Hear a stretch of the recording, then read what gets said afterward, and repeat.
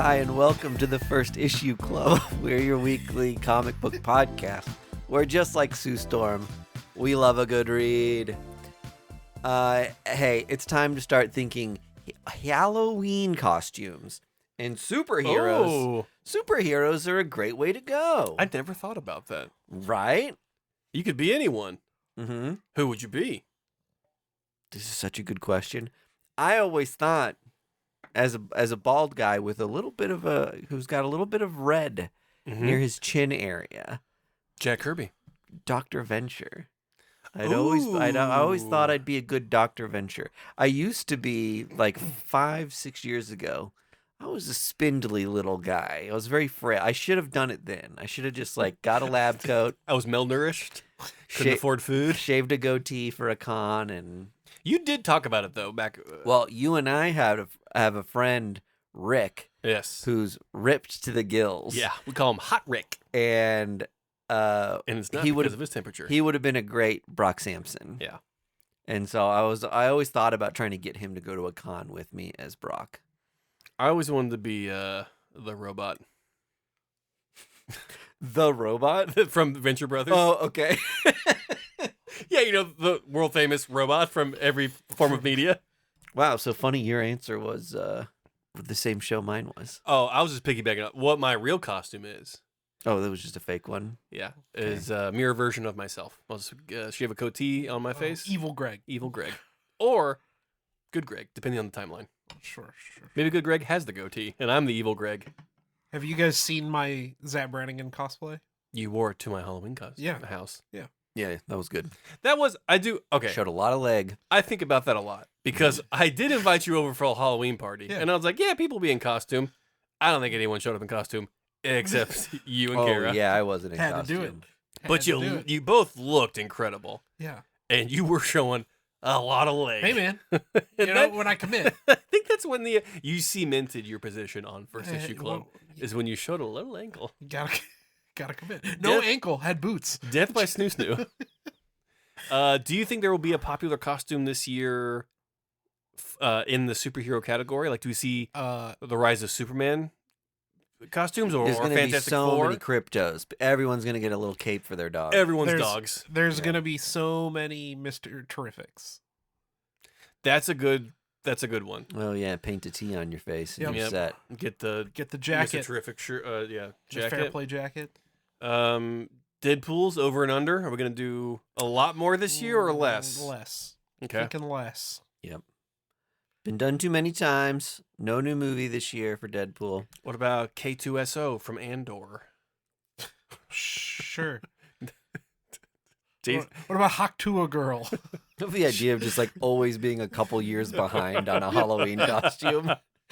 Just like you remember the hot thing to be for Halloween. Who the hell are you supposed to be? I'm that guy from season 1 of White Lotus. Yeah, exactly right. What? Mm-hmm. I'm one of a Game of Thrones. I'm the throne from Game of Thrones. Mm-hmm. I'm a hanging Chad. Ew. I'm a character from How I Met Your Mother. What's up? We got next up on there. You got a full-on fucking list going on. Hold on. First, before we get into anything. Yeah. Oh. We need to thank our lovely sponsors. Space Camper Cosmic IPA, brought to us by Boulevard Brewing Company, the best brewing company in the entire galaxy. Boulevard Space Camper IPA. You can't prove it's not lucky. Sip. You guys have classics. I've got a chill break because I'm a chill bro. That's right. We are on the precipice of a new flavor emerging from Space Camper. Oh, IPA. is that right? Are we? They go quarterly, and we haven't gotten one in a while. So cool. We're due. Keep your eyes and ears close to First Issue Club because our dear friend Adam Hall will probably be back on soon to show us his new wares. Color me and I'm not excited. talking about under. Before we get too deep into the episode, we at the club have made pins. Not writing pins, clothespins. And not clothespins, a lapel. Pins for your A clothes. lapel pin. And not Patty lapel. We'll probably post the design of these somewhere.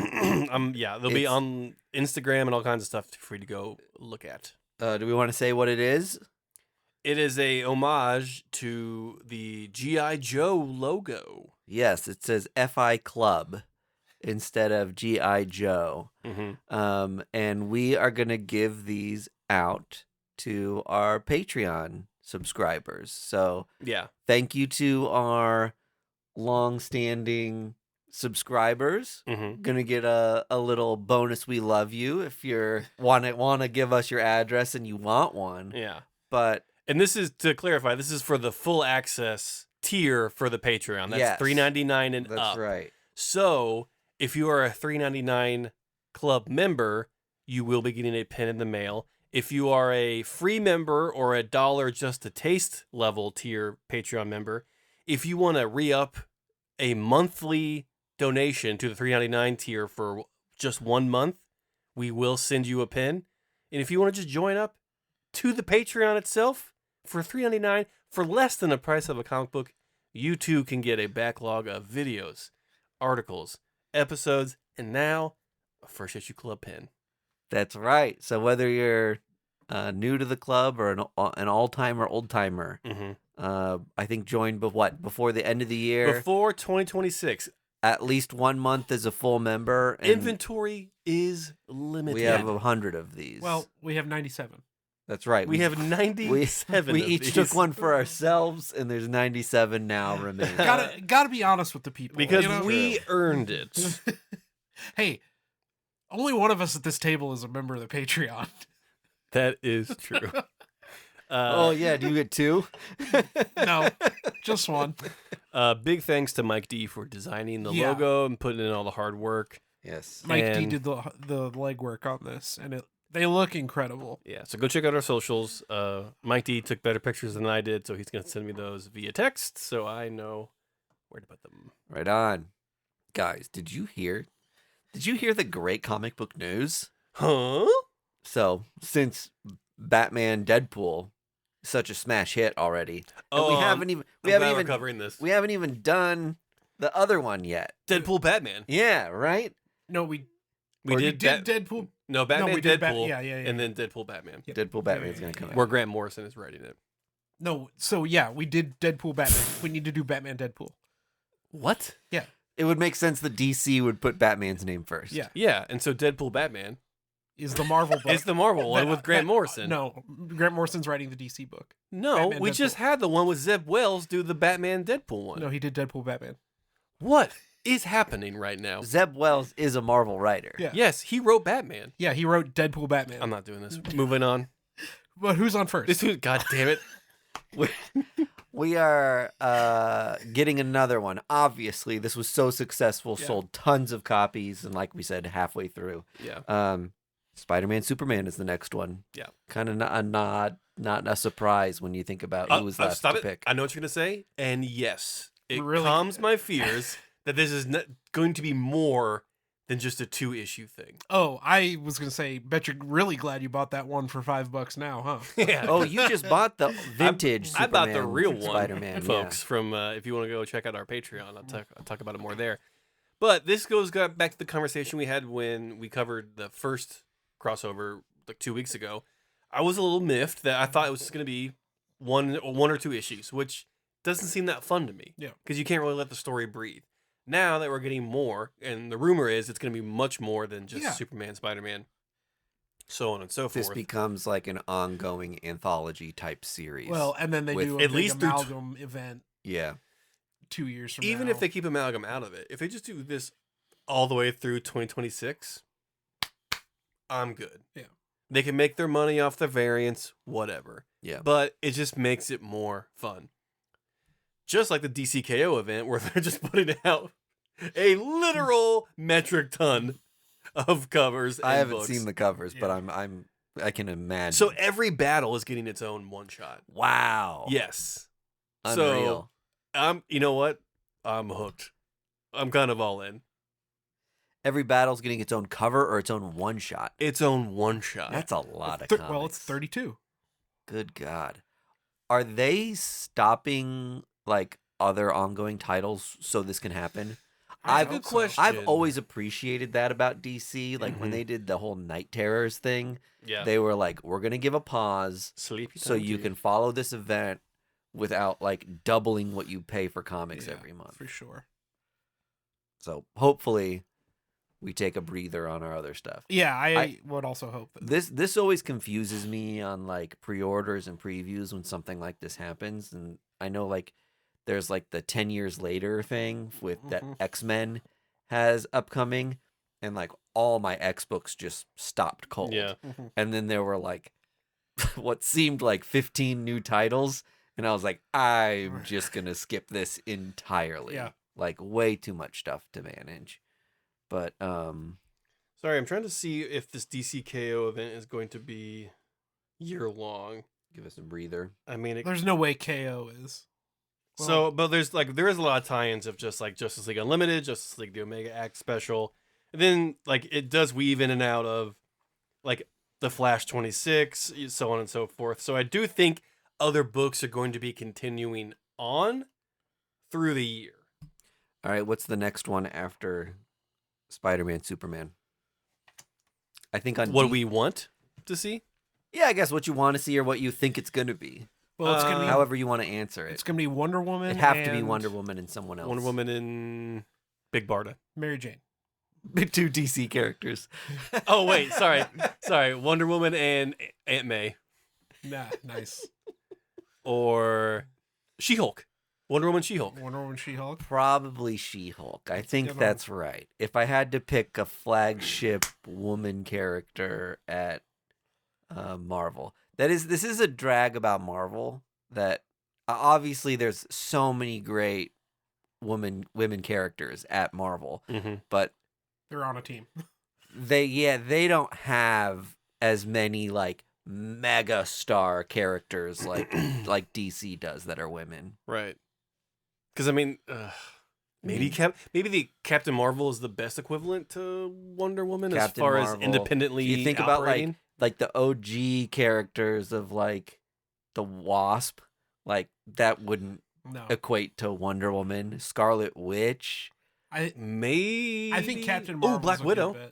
Black Widow, Widow would be- potentially. But like She's yeah. more of like a fun spy character, not like a big bruiser. I think Yeah. you're right that it's Captain Marvel. it's or She-Hulk. She-Hulk and Wonder Woman, or Captain Marvel and Wonder Woman. Mhm. The only reason I'm leaning more towards She-Hulk than Captain Marvel is the flight. Sure. Wonder Woman doesn't fly, neither does She-Hulk, so I think that would be an easier kind of matchup. Except famously, Wonder Woman does fly, but that's fine. Yeah, they did fix that in the continuity somewhere. Yeah. Oh, so she can fly now. She can fly now. And also famously has an invisible jet. So You know that's not what I mean. Oh yeah, well, She-Hulk has Southwest points, so she is a lawyer, so she's a she has travel the a lot. She-Hulk hoverjet. Well, she was in the Fantastic Four, so she can drive the Fantastic car. Yeah, with permission. Lady listeners, I want to know, is it frustrating that To hear dudes. that this was like, of course it's the girl one, that we're going to have Wonder Woman and then a female counterpart at Marvel? Is that cool? Is that a moment to celebrate? Or it's like, why can't you have Wonder Woman and Cyclops. Cyclops? I mean, the Wonder Woman Captain America story from Deadpool Batman Mhm. was fucking incredible. And Yeah. I would love to see that interaction. get Wonder expanded Woman, on. Captain America would be That'd be a good. killer next one. Yeah. Yeah. They should just do that. That's like just stars and stripes and All the way, up and Yeah. down. Just truth, stars. justice. They can lasso each other. And you know what? That's on me for assuming Well, female counterpart can I have your character. ally card back, please? I blew it. Hopefully, I You blew can. it up. Hopefully, I can earn it back someday. You will. Okay. Zdarsky Comic News is ending. What? Yeah, big news I just read that today. from the comics beat. That he said it's really hindering his work-life balance. He's got so many comics that he's working on, and that this is a side project that's taking him away from his family a little too much. So December is going to be the last issue of this. Question: is this a bit? Oh, could be. Nah. He's a bit rich guy. He's He is bitiful. Plentiful and bitiful. This doesn't seem like something he would bit about, though. Like, if he's like, this is impacting my work-life balance. That doesn't seem like a bit. Okay. Time will tell. Time will tell. I guess we'll have to wait till January to find out. Bookmark this episode. But I mean, it hasn't been around very long, and it's made it's a huge thing in the comic book community that like all the Wednesday Warriors really love, and it's free. Yeah, it's really put a stamp on. It's made a spot for itself in doing something that Comic Shop News or like previews and all those other things never really were like exciting to get. Like the Zdarsky comic was always fun. Yeah. It makes you wonder, will this inspire someone else to take up that spot now? I mean, I'm gonna miss it. And I think we know that now that like I'm also glad you didn't buy that ad space. Why? It would have gone in the November one. That like comic that you can have something tonally that is a commentary on comics that speaks to people on a level of like, we get the satire, we can have fun and play with it. Yeah. Like that's fun, and there's a place for that in comics, as opposed to what we're used to seeing, which is like very dry reporting on stuff. It's like, let's have fun with the idea that these two people always write sad stuff, and like these creators like almost exclusively work together. Like we can joke and prod at that. This seems like a niche that Image could fill easily with their roster of creators and funding.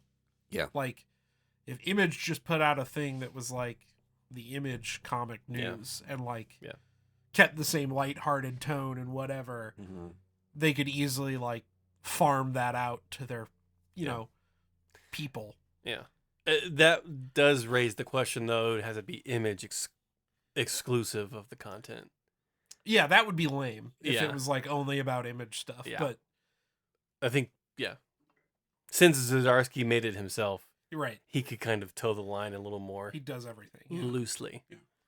Shall we get into the episode? Well, I've got a couple more comic book newsy things. Holy cow! So much news. I'm taken aback. I'm aghast. Peanuts, the comic strip. Uh-huh. How old do you think it is? How long's this thing been around? Oh, wait. Is this entering the public domain? Surely not. It's not 100. There's no way. It is 65 years old. 75. That was a pretty good guess. That's pretty good guess. Wow. Turns, as of the day we're recording this, Whoa! turns 75 today. I remember the day Charles Schultz passed away. Mm-hmm. It was the same day the last strip of Peanuts was published in newspapers. Oh, Is that really? right? Yeah. That's wild. It's, very sad, but incredible series. Have you seen the first one ever published? Is it the one where he says he hates Charlie Brown? Yes. There's two kids sitting on a stoop, and there's like, here he comes, Charlie Brown. And then the second panel's, good old Charlie Brown. And the third panel, yes, sir. Good old Charlie Brown. There he goes. And then the last panel is, I hate that guy. Yeah. Just And from there- expert comic delivery. So good. To the moon. Yeah. We had a Awesome from day one. special connection with Peanuts because Lucy and Linus, their last name is Van Pelt, which is Mhm. my mom's maiden name. Yes, that's right. So my grandma has a lot of Snoopy tchotchkes around because that was just like a fun thing for us to talk about around holidays and all that. So we were very connected to the Peanuts and Charles Schultz gang. Did he do anything else? Didn't have to, baby. Yeah. I'm not belittling his Peanuts legacy. Just, like even what's his name? Mr. Garfield did. Jim Davis? Jim Davis did, like Garfield His 9 Lives, where like Garfield's a terrifying like acid monster and stuff, Just wondering if He did other projects with the Peanuts gang. Yeah, he did like Peanuts with no Snoopy. Oh yeah. Our Peanuts XXX. He did like the weird mech manga peanuts. Oh, that's right. I forgot about Yeah. Neon Genesis saving Snoopy. Lightly salted peanuts. Yeah, Legumes was a great alternate universe take on it. That's where they were all dogs except for one Charlie Brown on a leash. That's right. One of the last thing I wanted to mention was that Marvel Cosmic Invasion. The Steam demo is out, so you can play some of this game. If you're on PC or Steam Deck. That's the fighting game, right? That is like a beat 'em up arcade kind of game. Oh, that's right. Like the TMNT Yes. before it. They made it to look like the old TMNT game. Yeah. Which makes me kind of want to ask you guys, the pixel style thing. Mm-hmm. Are you here for it? It's like aimed at us because that's what we grew up with. But lately, when I see that stuff, I'm like, I would just rather this be like cool cartoons. Like, so it is a smoother pixel sprite than what we saw when we were kids. Yeah, right. And I do think it is intentional what they're doing with that art style to kind of harken back to, the stand-up arcades at the bowling alley or wherever. They want people in their 30s and 40s to play this. Oh yeah. I think are the demo. I think it would be less charming if it was more in another direction. It would be just a completely different game. Yeah, right. I'm not mad about it. I did play the Ninja Turtles Shredder's Revenge game. It's very fun. Yeah. It's hard as fuck. Yeah. But it's very cool and it's kind of in that same style. And I think this is basically just like a mirror image of that, just with different Marvel characters. There is another Marvel game out right now that's like on Steam. That's basically just like Street Fighter meets. Oh yeah, that's the one I was thinking of. Like Marvel Techo or something like that. But it's getting pretty good reviews. What's the art style of that? Do you know? It's like Street Fighter. Yeah. It's like 3D characters. Yeah. Well, it's like Street Fighter, but like it's like 2D platform, like Mortal Kombat. Mm-hmm. But it's like anime characters. Oh, they look like cartoons. They're more, they look like Marvel rival characters in Street Fighter. Yeah. Okay. I loved like the Dragon Ball Z fighter games. Ooh, yeah. I mean, it literally looks like you're playing a high def cartoon. That's cell shading, baby. The art style is the cell shading stuff looks so good, especially when it's like an adaptation of something that's already a cartoon. Yeah. Those are killer. The great thing about those Dragon Ball Z ones is you can just buy one and be fine. No, 100%. Because it's the same shit over and over again. For sure it is. Yeah, but what if you get one of the ones that like plays shitty? You know what I mean? Like you got to make sure you get one of the ones that's good. I think they got it though. Like 5 years ago, they nailed the design and the storyline. They're just like, repeat this over and over and over again.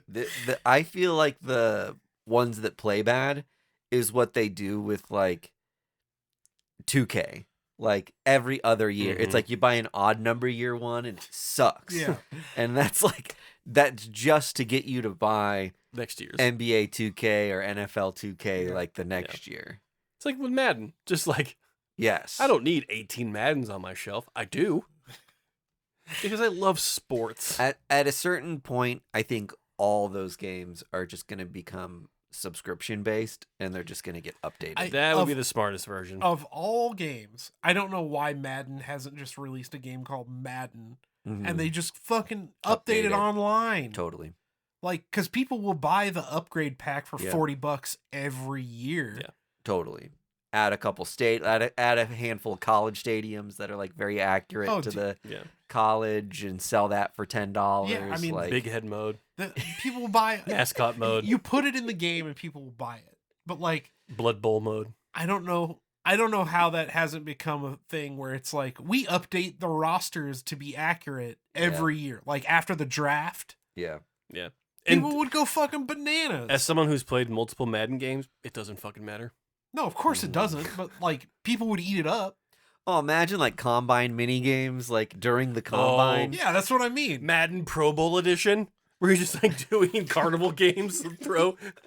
Like, I mean, footballs in a giant Alamo can. I used to love, what was the tennis game called? Mario Tennis. Not Mario Tennis.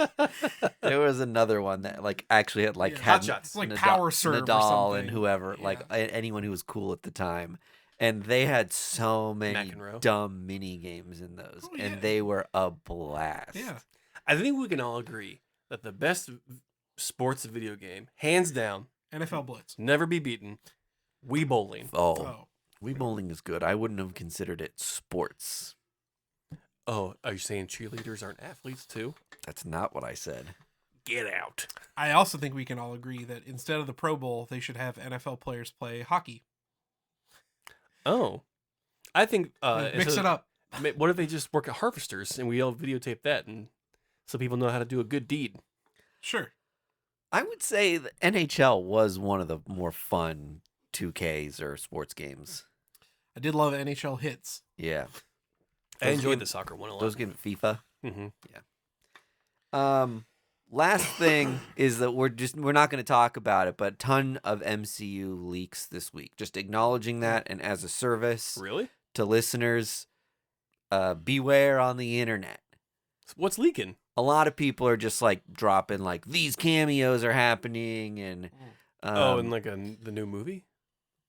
in several of the new movies coming up. Yeah, I know that Doomsday is like in the process of filming right now. So Well, it's wrapped filming. I know Doomsday's wrapped? Mm-hmm. Oh. We're supposed to see a trailer for it by the end of the year. That's fucking stupid. That's insane. Isn't that crazy? Because it doesn't come out till 27, right?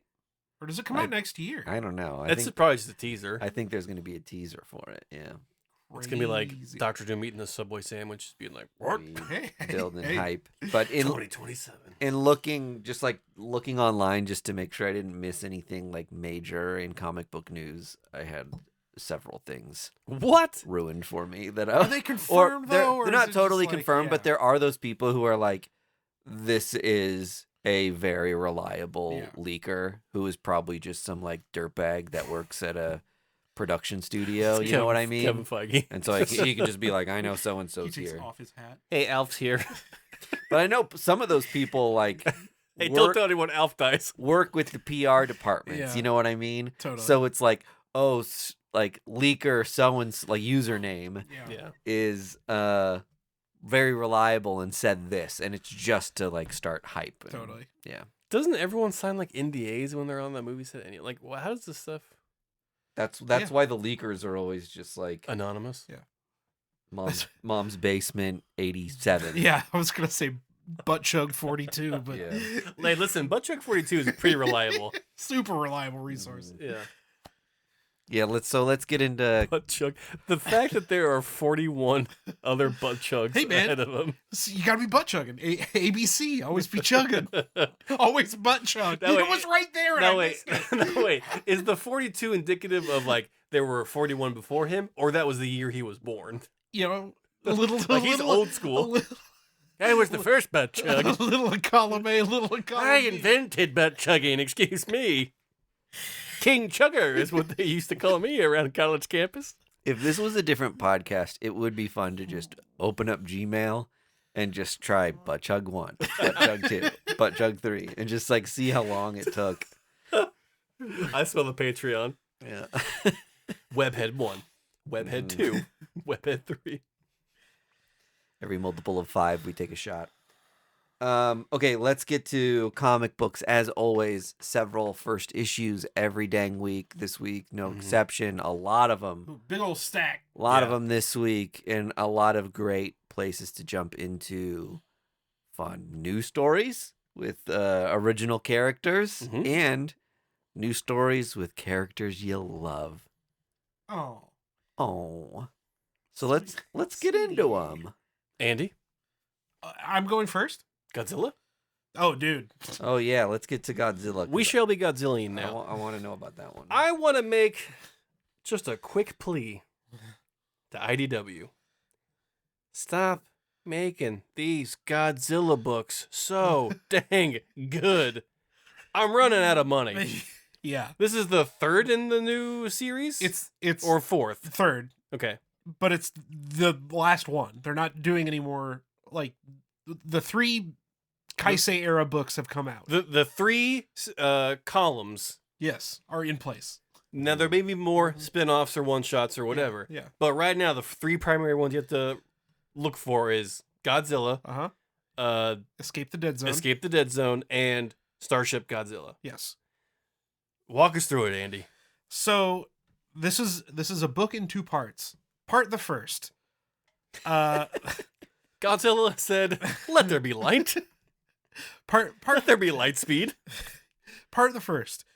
We meet our intrepid crew, who are heisting what turns out to be kaiju eggs for an unknown purchaser from a space casino or some space bank. From parts unknown. Yeah, some sort of space facility. Space Bank made me laugh. I think it's because it just sounds so much like Chase Bank. Yeah. Yeah, they've listen, got a credit card too. It's like, listen, yeah. I would read a book called Space Bank. Charge it to my Space Bank account. Sir, your Space Bank card has been declined. And they, But space is limitless. unfortunately, your credit limit is not. In space, no one can hear you overdraft. Oh God. So our intrepid crew is rescued by Mechagodzilla. Their ship is Mechagodzilla. So, Oh, they're inside Mechagodzilla. Yeah. it's a version of. Sure. What I'm gathering is like this crew goes on the hunt for these kinds of items for particular buyers. In this, when I read the synopsis like a month ago, in this world, there is like a kaiju fighting ring. Aha. That is why these eggs are so profitable, is that they want to grow and make the next strongest kaiju to, you know, make money or whatever. Got it. So this, essentially, your Guardians of the Galaxy of this Godzilla universe Yeah. is hired. I would akin them more to the Cowboy Bebop. Cowboy Bebop, that's probably fair. Because they're like clearly outlaws Mm-hmm. and somehow have a Mechagodzilla. This book completely fleshed out. Every character has their own unique personality. Yeah. Their own specific role and goal for the ship and for the heist crew. It was a lot of fun. I love how each submission to this new Godzilla IDW has its own taste and flair. Yeah. Yeah, they're so stylized in each their own thing, for It's sure. It's been a real breath of fresh air into this canonical Godzilla. I wouldn't say reimagining, but different interpretation. It's a new era. It's Toho approved, which is incredible. It's like, I think the first time they've ever really let so much creativity and different kind of people into the mix. Yeah, it was a great book. The second half of the book, part the second, is sort of an alien homage, but in a like a far goofier way, where one of the kaiju's hatch on the ship and the crew has to like chase it around. Yeah. So if either or both of those sound interesting to you, you should check this book out. I mean, Greg said it best. Like, all three of these mainline Godzilla books have just been so good. Mm-hmm. It's hard to imagine where they're going to go with it. This one is definitely going to be your more wackier, campy, different planet every issue. Yeah. What cast of characters are they going to run into? I think there's going to be like just a rotating different cast of adventurers on the ship, because there is like a whole crew, like a Star Trek crew upon this ship. This isn't just following 5 individual people. There's like probably at least 20 different people on this ship, making sure it runs correctly. And just the first issue alone gives so much lore and context to this, like, kind of, you know, unique take on the Godzilla legend. Like, I don't think I've ever seen this particular type of Godzilla story. No, and it leaves so much, like, I mean, it's titled Godzilla book, and we get kaiju eggs, and there is a Mechagodzilla, but like, other than those 3 small things, there's no Godzilla, there's no kaiju, there's no Mothra, there's no Rodan, there's no, like... And I think this is set in the future? I would assume so. My understanding was that Escape the Dead Zone and the Godzilla, like, title book were basically like the present Yes, on opposite ends of the world or something, and then this one takes place in the future. The art is like a mix of Riley Rossmo and Daniel Warren Johnson. That's a great comparison. Yeah. And so that's Oliver Ono. Yeah. Just really crushing it. Again, there's a lot of energy within these panels, Yeah. a lot of brilliant colors and just like dynamic poses. Like it's hard not to see the manga influence in actually every one of the Godzilla books. And you Definitely. said Toho approved this? Yeah. It's in conjunction with the Toho. I subscribe to her OnlyFans. God damn you. Okay, so folks, sometimes on this show we go a little blue. And Mike D is the first one to always go bluer. Toho. Shame on you, my Hey. dude. For $10 a month, you can also subscribe to Toho's OnlyFans. If there is a creator out there on OnlyFans whose username is Toho, you're fucking welcome. Because you're about to get an influx of subscribers. It's such a good name for a feet fetish thing. Oh. Especially if you made it Godzilla themed, where she like crushes. I don't really she crushes things with her foot. It's perfect. This is the Patreon. Look it up now on OnlyFans to see if it's taken. If not, Now it's us. check out First Issue Club. These three guys are the Toho. Crushing things with our tootsies. And you have to guess whose foot it is. I'm This gonna is get my such a- feet waxed and Such a good. get ready to make $1 million. We all get pedicures because we don't want to look like complete chuds. Forget the pins on the Yeah. Patreon. Fuck the pins. You want to see my big toe? In what? Subscribe and find out. Is there a comic book podcast that has an OnlyFans? Because if not, we just made one. And we are Toho. Do you spell it correctly, or do you spell it like I think the sexual emphasis All of you it? do is put a hyphen right in the middle. TO-HO.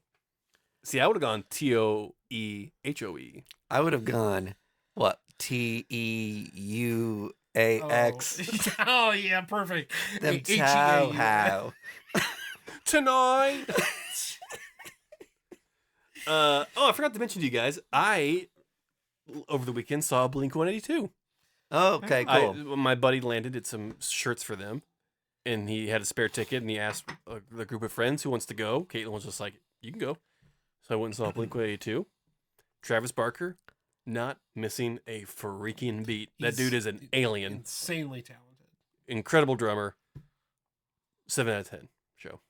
Okay. All right on. That was my Blink-182 review. Thanks. What else? Oh, we, Mike D, overlapped on a book Yes. called, let me pull it up. That's not the name of the book. Gunpowder Prophets. Yeah, I wanna hear about Mad this. Cave by Justin Jordan, Mm-hmm. who did Luther Luther Strode and Spread, Harrower, and what was the other one? I just pulled it up. I don't know. The other Uncle one. Cry's Puzzle Basement. He's done a lot. With art by Patrick Piazzalagana. Nailed it. Perfectly pronounced. Also another good OnlyFans name. This is cryptic, otherworldly like capers where these two, I don't know if they're brothers or just friends. Yeah. They are hired or contracted Mm-hmm. by people to either intercept something or like save someone. They're basically Yeah. just like guns for hire Mm-hmm. in these like weird cases across the country. Yeah. They're They're like PIs that aren't afraid to get their hands dirty, yeah, like Magnum. Yep. If if you will. you will, if you can imagine. We are introduced to them in oh shit, what were they doing when we first, I think they were doing something like Saving kids from a weird lady who barbecued Yes, kids. like a Hansel and Gretel kind of thing. That's what it was. Yeah. And so, they cooked that lady, and then they were immediately contracted by this woman whose husband got really into the occult, and they Kind of started his own cult. Yeah, but her daughter's still with him. Yep. And she fears for her life. Yeah. Turns out he's going to use her as a human sacrifice. Yeah. They go down there, kick a bunch of ass to get this girl back. Mm-hmm. But this dude is he's killing it in the occult. Yeah, he's doing great. Doing a great job in the occult. He's got a lot of mystical powers and is kind of on their trail. Yeah. And you can't keep a good occultist down. Yeah, so even though they got away with her, he's back after the girl. Mm-hmm. And the more interesting part of this is there is another organization who is like, there is a girl prepared to be like the next inheritor of like the sun or like whatever the weird like cult position is. Uh-huh. And they were like, do you know how much that would fetch at auction to have like a worthy sacrifice ready to go? Like the way that this father raised this girl was to be like the best human sacrifice possible. Yeah. So proud father moment. A whole other group is like yeah. after her. So they've got multiple people trailing them now to get this girl. And like that makes a lot of sense because do you know how hard it is to find the good sacrifice these days? Like first of all, just a willing participant. Mm-hmm. That's just the hardest hurdle to get past. And one that just kind of gets with the program. Mm-hmm. It's a real vibe check to get a good. I don't want to be a sacrifice. Boo hoo! My insides need to be inside. Well, you know, as a father, I'm not like a tiger dad. You know, I just hope my kid gets into, you know, a sacrifice program that he's happy with. Yeah, even if it's a local state program, it doesn't have to be the best sacrifice. It doesn't need to be the Ivy League sacrifice school. We'll be happy with anything they get into. We were talking before the pod that this book felt like a lot of different things in a good way. Like if you are a newer reader looking to find a story that is different yet familiar, this is the right book for you. Sure. Gunpowder Prophet is the right, I feel like, entry point into non-superhero books for readers that are trying to find their own taste. Yeah. This is a good palate tester. It's not too complex, but it has a lot of meat on the bone. Mm-hmm. There's adventure, there's humor, there's a lot of different genres covered. And I felt like, Mike, tell me if I'm wrong here, it was really accessible. Like this didn't put up a lot of barriers that you had to like get past to really get into the story. Yeah, well, and I'll say that it was violent, but in a way that like didn't take itself very seriously too. Yeah. So I think that part about it is fun. Yeah. It struck for me as something that I think like teens might really enjoy because it's like it's like all that messed up crazy stuff that you're just like, whoa. Yeah. Like if this is rad. If but you're it's a fan it's of not Adult like Swim, but it's not like so dirty Yeah. that you're like, oh, I wouldn't give a teenager this. yeah, it's not raunchy. Yeah. But it is like tongue in cheek. Yeah. And I think that it told a pretty good line. Justin Jordan obviously is renowned in the comic book industry, so they know how to write a book. So it is exciting to see them back writing books. It almost did kind of feel like an adaptation of a TV show. So I don't know if this gets picked up or you know, someone sees this and goes, you know what, this would make a good cartoon or whatever, but like it hit all the beats of like how an episode would go. Yeah. Or just like a naturally good story would go. I don't want to paint this that like it's destined to be a TV show or movie or whatever, but it definitely had the formula for success of just like, oh, this could be pretty much whatever it wants to be if in the right hands. Yeah. I think that will ultimately be a key to success for Mad Cave, is if they can find a series that like clicks with readers, if they can chunk out these like 5-issue series, but like keep them going. So like Gunpowder Prophets, Volume 1, Volume 2, Volume 3, you know, like if they can find something to get that kind of going, as opposed to like trying to figure out a book that goes 50 issues. I see this being more of a cult classic than an instant hit for Mad Cave. Yeah. This, like, when I read it, I wasn't just like, oh, fuck, this is like the next saga. Yeah. But when I was reading it, I was just like, oh, I'll Fun probably miniseries. I'll probably keep up with it. Like, this will be in my brain of just like, oh, what's going on with Gunpowder Prophet? Obviously, Mad Cave, we talk about 2025 has been a pretty good year for Mad Cave. Yeah, they're killing it. Yeah. Absolute heaters consistently. So this, you know, makes perfect sense that they also invested in this book. I think what is happening with Mad Cave is just like they know how to spot talent early And like this is a great Mad Cave has now become a great like proving ground or like getting your like teeth in to the industry. And that used to be Scout. Like Scout was a really good entry point for people. And now I think it's They just let anybody write a comic. right. But now and Mad Cave's like, no, there's a few tests we want you to go through first. So I think Mad Cave is like a great place to keep your eye on for new indie talent that could blossom into something else. Yep. Love it. Andy, we also covered this book. We also read Department of Truth number 0. Breaking the rules. Yeah. It's not a first issue, it's a 36th issue, but disguised as a 0. You know what I've never noticed that I thought would be fun for a comic book? What? A pre-established book like Department of Truth on issue 35, 36 does a 0. It's a very fun way to like introduce pre-existing knowledge and like while tying back into the main story. You never see him go backwards. Like Department of Truth, -10, -9, sure. negative. Yeah. Oh, yeah. I feel like that would just be like very funny Mm-hmm. as a comic book creator. Anyway, I'm surprised there hasn't been a publisher that's released a book backwards like that. Like started at 10 and made its way to issue 6 and worked its way back. That's to a really fun idea. that's what Dynamite should have done with their Back to the Future book. Oh, definitely. Yeah, great idea. Or started at issue 1 and then issue 2 was actually issue 6 and then like That would have been very fun. Yeah. Booster Gold did an issue 1 million. That was really funny. DC did a whole line of DC 1 million. Oh, did they? I didn't realize that. Yeah. The Booster Gold one was great. I'm sure it was. Yeah. That's the book to do it in. Yeah, right, because he's a time traveler, Yeah. so that was like a blast. All right, so Department of Truth 0. I'm with Department of Truth. Like I'm up to date on it. Yeah, you took the oath. So I did. So what are your thoughts on this as a someone who's I'm 10 issues dropping behind. in? Yeah. I'm 10 issues behind.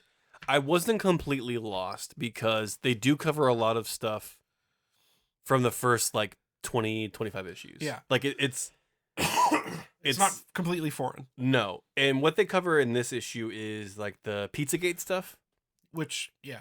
which is Too much to get into, but there is nothing. Department of Truth is such a great book because there is no shortage of things to talk about. It, yeah. And there's no greater writer for this book than James Tynion. Yeah. for sure. He is so on the pulse of how to speak to every reader that it's like, this isn't an offensive book. It's not a satire. Yeah.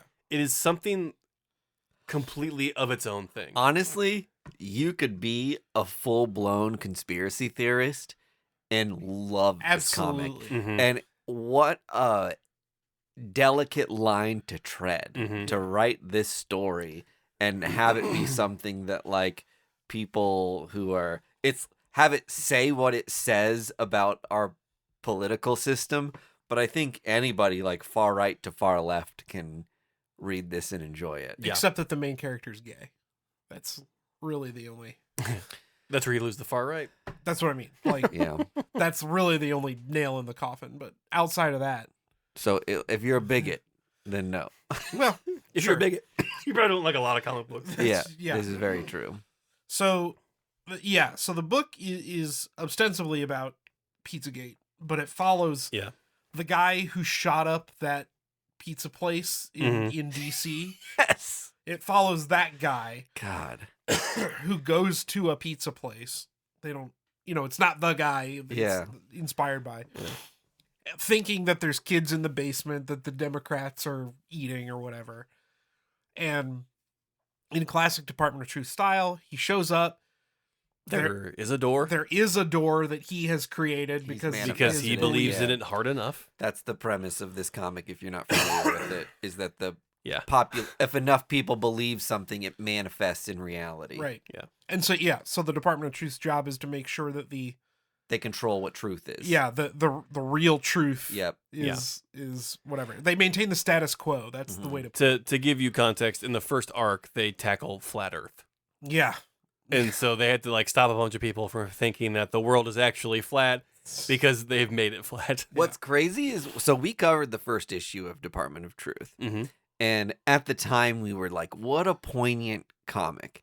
And they could not have imagined what would unfold over the next 8 years. Yeah. It's just like so bonkers how many things can like fuel this comic now. I wouldn't be surprised if this is all true in this Department of Truth thing. James Tynion is creating all this weird shit just so he can write a goddamn comic book.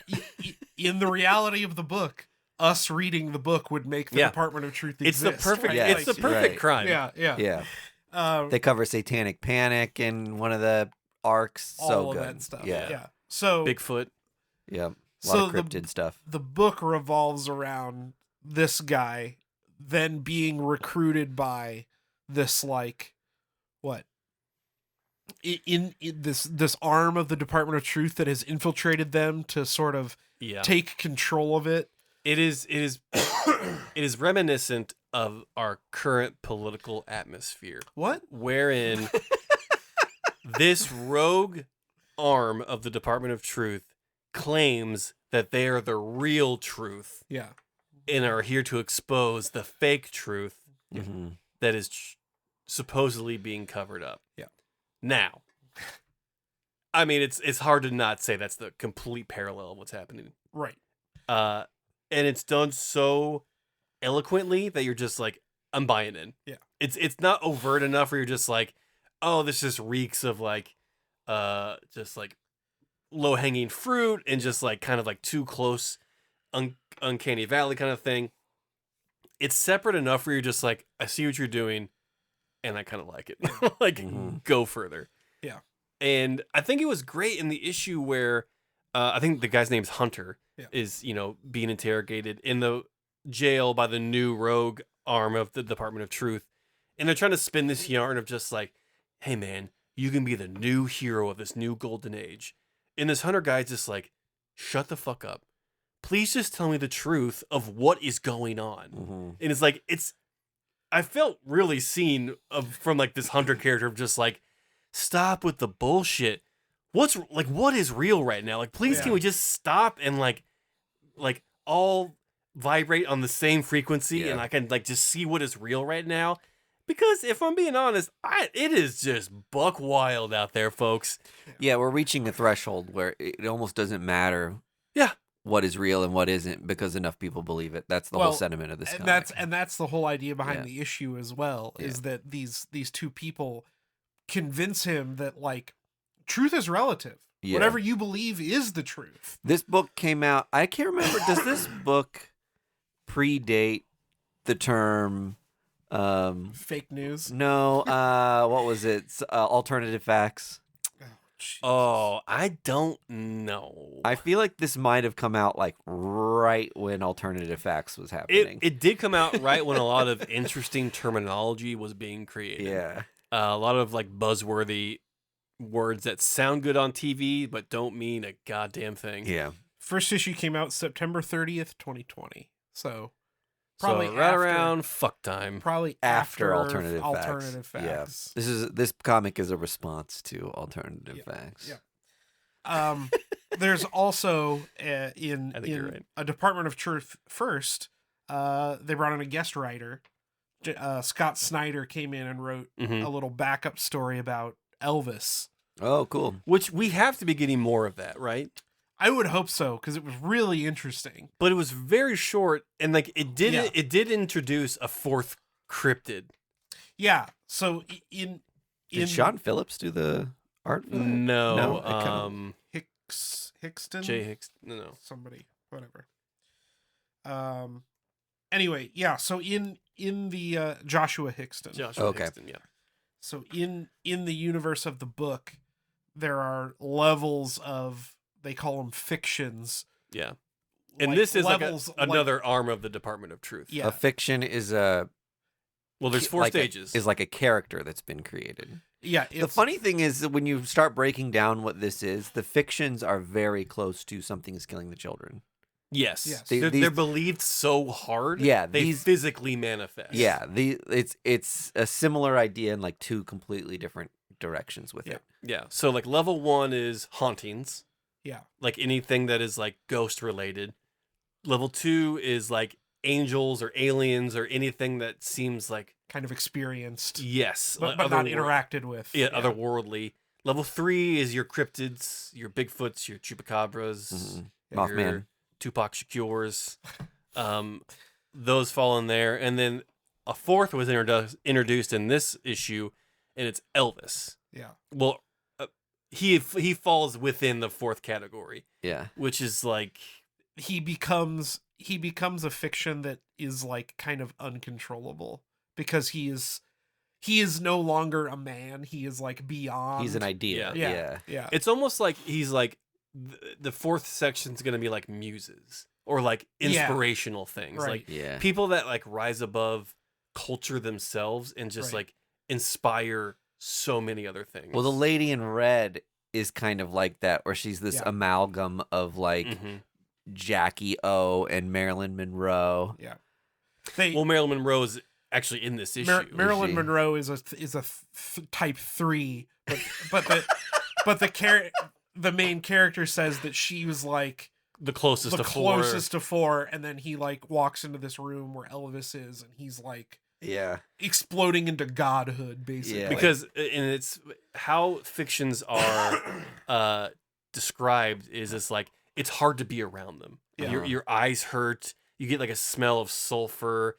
It's like almost radioactive. Yeah. And this type 4, this Elvis character, the people that are living in his house are like melting. Yeah. It's like that explosive that he's given off so much energy and so chaotic that like people can't be around him because it makes sense for the idea of what Elvis is in like these pop culture icons of just like larger than life. They're unruly. When you're around them, you lose your mind. Yeah. Like Beatlemania is just like a great example of that. One thing that James Tynion, the writer of this, really excels at is the nomenclature and rules of universes. Mm-hmm. Oh, yeah. Like, Something is Killing the Children has full side issues of, like, files and, like, dictionary entries into, like, how to define different, like, creatures and different sects of different, organizations he made up to build the world. Right. And, like, I geek out so hard for stuff like that. Yeah. He's like, so good at it. What is the Venn diagram of Jonathan Hickman and James Tynion? Like, how much is there an overlap? And who's in the middle of that? No. It's not a Venn diagram. It is a two faces coin. Jonathan Hickman is on one side. Tynion is on the other. Okay. They are both incredible writers. Hickman loves his charts. Mm-hmm. And Tynion loves his dossiers. Yeah, his dossiers. That's exactly right. That's exactly right. His debriefings. Yes. That is very true because there is that Bigfoot issue that is basically just like someone's journal. That is soul crushing. It is a soul crushing issue. So Maybe good. my favorite single issue of comics in the last 5 years. It is Department of Truth 11. Brutal. Yeah. So good. Yeah. Especially if like you are a uncle or father or any kind of like a masculine figure in a small child's life. Yeah. It'll absolutely destroy you. Yeah. It's in the best way possible. Yeah, it's so good. So that was Department of Truth number 0. Mm-hmm. I hope that they're going to have to explain that more. If this sounds intriguing to you, start with Department of Truth number 1. It really is very accessible. Yeah. I mean, you could read this issue and be like, wow, that issue was really cool. I should start at issue 1. Okay, that's good to know. It was a very successful 0 issue. Okay, cool. Yeah. What else did you read, Greg? What did you read, Mike? I flipped through Spider-Man Noir. Yeah, I read Spider-Man Noir. Eric Larson is writing that one, which is the Ever heard of him? reason I picked this up, of Savage Dragon fame and of Spider-Man fame. So was excited to check it out because of that action-packed book. I mean, it's a fight scene until you get to like the staples, maybe even beyond. As you would expect. Yeah. Spider-Man Noir, a character we're getting more familiar with as comic book fans because he's now been in a couple Spider-Verse movies and the Spider-Verse comic books. He's like one of the go-tos on the team-ups. Well, in the Amazon Prime show will be coming out soon. That's right. Yeah, right. Character's got his own show. So big time, emerging as one of the bigger Spider spin-offs. Now Spider-Man Noir will not return your phone calls. That's right. One of the interesting things about it is that this comic used to live in a world where it was exclusively shtick. Yeah. And now it exists in a world wherein this guy has spent so much time in, 2025, and he's a character based in the 1930s. Sure. So he's bringing all kinds of perspectives back to that time period with him, right? In this book, one of the really interesting things that happens is they introduce the Noir universe Gwen Stacy. Oh, okay. Obviously, this Spider-Man Noir has context for Gwen Stacy, right? Yeah. He knows Do not go towards any bridges. He knows several Gwen Stacys. He knows the story of, Captain Stacy's death and all this stuff. But this universe's Peter Parker is a PI and moonlights as Spider-Man Noir. This universe's Gwen Stacy, her father dies, and she hires Peter to find out what happened to him. Sure. And as was the case in the normal Spider-Man comics, where Peter was somewhat responsible for the death of Captain Stacy, you find out in this comic that he was unknowingly responsible in the kind of violence that took place in the first half of the comic. Sure. So really interesting turn of events there, and that kind of thing that knowing what he knew, he could try to avoid it, but before he even before who was playing what part, he didn't even have an opportunity to avoid Fate it. Right? had its own hand in it. Exactly right. So I think it was really fun, fast paced, action packed, like I said, but also did a great job of tucking the lore and handling this character in an interesting way because he's had all the experiences that he's had now while still being a 1930s Spider-Man comic. Really interesting. That sounds surprisingly subtle for an Eric Larson book. Yeah, from a story standpoint, sure, it sounds surprisingly nuanced. And I'll say Savage Dragon, even early on, is kind of similar in a way that huge beat 'em up fights. Yeah. But you've got the relationships that exists and the seeds that are planted for characters that will be mentors or characters that will be let down, are planted early on when who knows how long Savage Dragon's gonna run when he started that book, but he did a good job of laying down the foundation of what that would become. Yeah. So I love Savage Dragon because it's an easy way for Eric Larson to do commentary on whatever generation he is in at the moment. Sure. And I just think that's the brilliance of what Savage Dragon is. Yep. It's not beholden to a time. It's just a reactionary comic of what the fuck is happening with our world and how would it reflect in Savage Dragon's universe, which I think that's the brilliance of Eric Larson and how he can relate that to other stories that he writes. And just as much as it's a commentary on culture, it's a commentary on comics because he throws in so many spoof characters and little nods and other types that he can but he kills them, right? His universe isn't full of all these hanger-oners. He ties up the loose ends. He fully subscribes to the manosphere in a way that's interesting, I think. Yeah. Sounds like a good book. Yeah, I liked it a lot. Was it a one-off or is it? No, it's a miniseries. Okay. So if you're a Spider-Man fan and into the Spider-Verse type stuff, I think this is a fun, low commitment miniseries to check out and maybe get you hyped for the show that's about to come out. Yeah. If you're not really a Spider-Man mega fan, I think it deals the that's cool moment is because I'm a huge Spider-Man fan and know the relationship between Peter and Captain Stacy. Right. So you might not love it. Your mileage may vary. Yeah, if you're not a huge stan. While reading it, I was, I'm not as big a web head as you are, but as I was reading it, I was just oh, this is a fun reference. And I'm still getting the charm of seeing alternate universe Peter Parker and alternate universe Spider-Man, and they fought like some bat creature that was like a Nazi or Yes. something, and like that was like there's incredibly cool visuals and callbacks to like Spider-Man lore, which is even at any level of your web headiness, you'll be able to connect some things. Yes. Yeah. Like we said, a lot of fights. Yeah. Mm-hmm. So there's at least that on face level. If Much you like mini action fights. stuff, yeah, it's a lot of great paneling. So kudos to the artist on this. Eric didn't do the art. Andy, what you got here?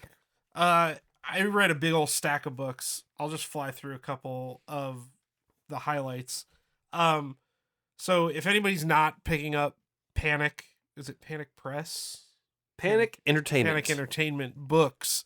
I would recommend it. So this is the second book I've read from them. It's called Savager.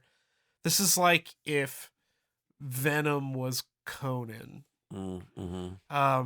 An alien invasion happens, and this guy sort of bonds with this parasite, but it leaves him his free will, whereas everybody else gets sort of taken over and turned into like a mutant. Mm-hmm. And this guy has sworn to avenge humankind and kill all the parasites, and his little parasite has promised to help him do it.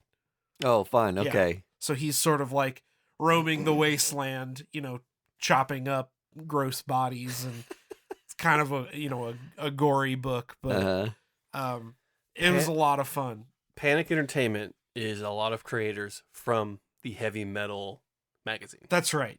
So it is visually and tonally in line with that kind of.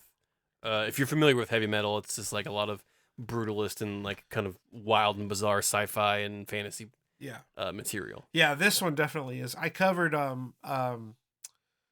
Black Diamond a couple of weeks ago, and it was more of like a horror sci-fi kind of thriller book, but it was equally good.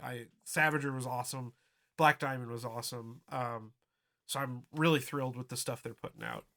I also read Roots of Madness. That's on Ignition Press. Great cover. Great cover. By our buddy Jeremy Hahn. No, Stephanie Phillips. No, he started Ignition Press. Or not Stephanie Phillips, Stephanie Williams, who wrote Nubia. Yeah. So this is the story of a black girl who grows up, and her mom is sort of like an herbalist, kind of alchemist, right? And she like has her own version of magic that is mostly just knowing which herbs to mix with what to make the medicine that works for people. And as this story goes on, the girl goes to college and has these opportunities, and then towards the end she gets an invitation from a potentially helpful, potentially nefarious benefactor who offers her to teach her and sort of unlock the next level, right? The like real magic in her family's like notebook that she's been reading. Very cool. Yeah. So there's not a lot of like supernatural in this issue, but a lot of like promises of hints at it. So this is before Harry Potter makes it to the school. Yeah. But it's like there's a lot of like hints at all that stuff. Yeah. So it was a very cool book. Hadn't read much anything like it. Yeah, cool. It was very fresh. Is this the artist that did the House of Slaughter? Yes. Okay. House of Slaughter, Neighbors, Hello Darkness. Yeah. God, Neighbors was so good. Neighbors was good. Yeah. So that's Roots of Madness. Yeah. So shout out to Jeremy Hahn, who's putting together a publisher with a lot of cool books. Yeah. And shout out to Stephanie Williams, who is a really rad creator. I met her at a con once, and she was so kind. And I've loved so many of her books. So I'm excited to read this one. This one's a hit. Yeah. So far from Ignition Press, you have Deluge to look out for, Murder Podcast, Voyeur, and The Beauty has restarted over on that. So Cullen Bunn is on one of those books. Yep. Cullen Bunn, Leah Williams is on Voyager, which I'm very excited about. Voyeur. Voyeur, sorry. You think you covered Voyeur? Yes. Oh, was it about good? the peeping It was Tom good. guy. I liked it. Okay, yeah. I probably wasn't on that episode. Also read The Author Immortal. This was a creative team that I had no idea who any of these people are. Maybe Mike D, you can tell me who any of these folks are. But yeah, Frank Barbier. I don't know if that's how you say the name, but I know that name. okay. This is a story of an author and his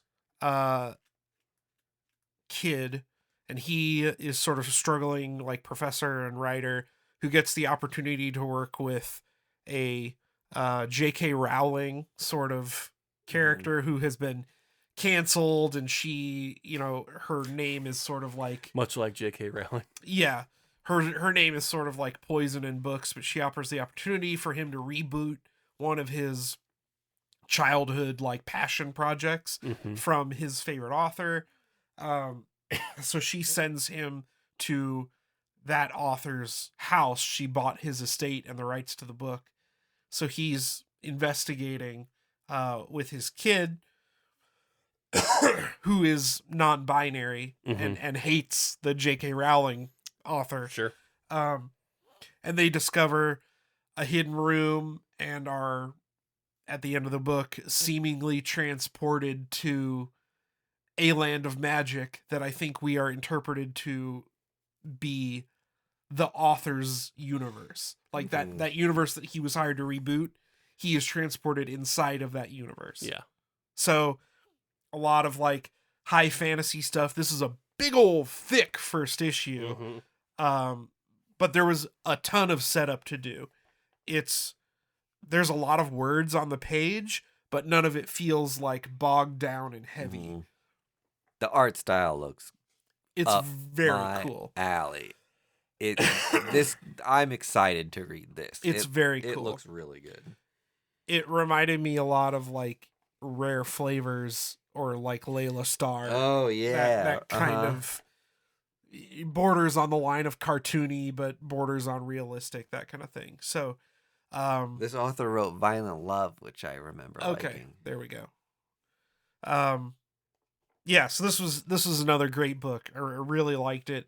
This is going to be a very cool series to see where it goes, especially given what the ending was. Yeah.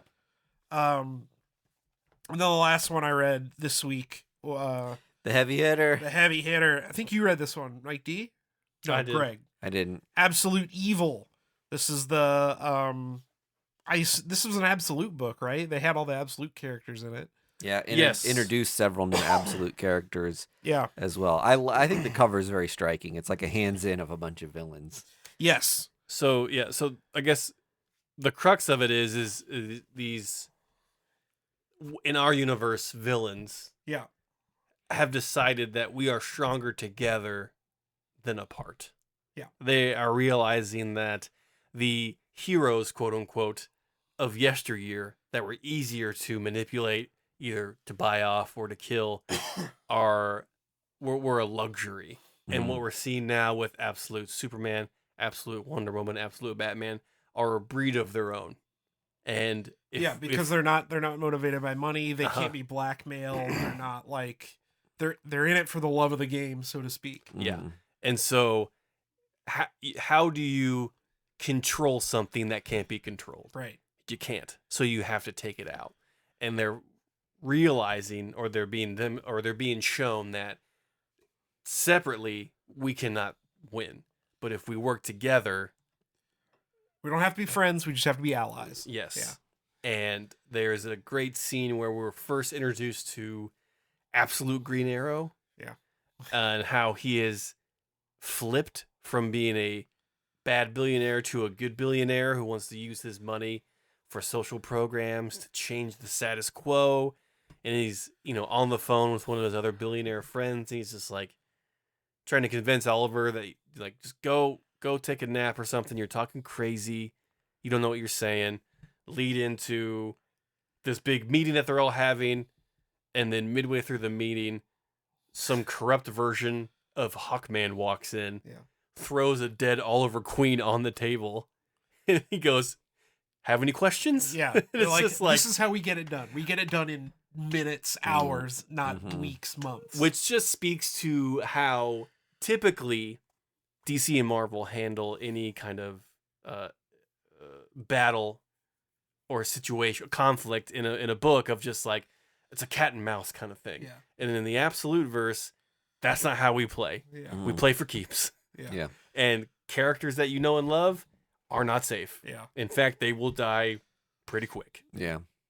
And I thought that was a very striking couple of pages of just like, all right, everyone got your bearings? Let's go. Yeah.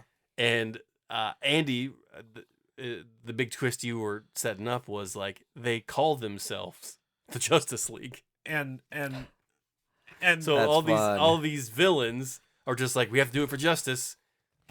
And they're meeting in the Hall of Justice. Oh, funny. And the big actual spoiler, I think, is that the book is actually called Absolute Justice. Absolute Justice. Fun. Okay. With the And then there's a book we've been assuming we've been building towards for the Trinity to get together. right, but it's Yeah. actually a a villain's book. yeah, villain's book. That's fun.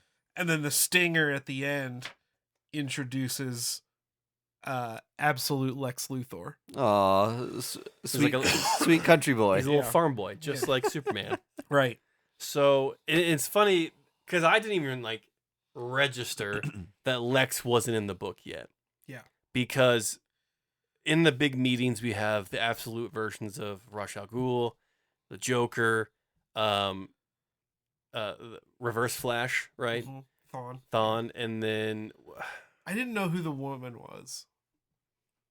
it might have been Talia, because her and Rochelle had like a Oh yeah. pretty good. I thought it was either her or Cheetah, but I'm just Maybe. not super familiar. And so we get really comfortable with those people, and then Hawkman, Yeah. and then the reveal at the end of just like, oh, there's Lex, and it's just like Lex seems to be taking the route of Superman did. Yeah. In our universe of just like Mhm. raised in Kansas, seems to be Just kind of like a good old boy. good old boy, living the dream. full head of hair, Beard. yeah, beard. So it's gonna be interesting to see where this book goes now. Yeah. With the pre-established story of just like these villains have now teamed up Mhm. in the efforts to take out really their greatest threat, which is things that can't be corrupted. Rad. Yeah. It was a pretty rad book. Al or Eve Ewing. I think this was Al. I think it was Al. This is. I need them to start putting their first names on the. At least initial.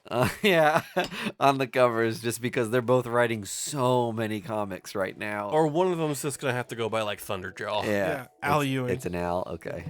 You can call me Al. You can call Yeah. me Very Al. cool book. I mean, I have not read an absolute book yet that's been a wet fart. So, Yeah, they're all great. and that's it. That's my big old Dang. stack. And with that big old stack, we say a big old see you next week. Bye. First Issue Club podcast is brought to you by Boulevard Brewing Company, the people responsible for our favorite drinks, the Space Camper Cosmic IPA family of beers. Our show is edited and produced by our hosts Mike DeStacy, Greg Lichtag, and Andy Vargas. You can find us on social media at First Issue Club, and you can join the supporters who keep our humble podcast going on our Patreon at patreon.com/firstissueclub.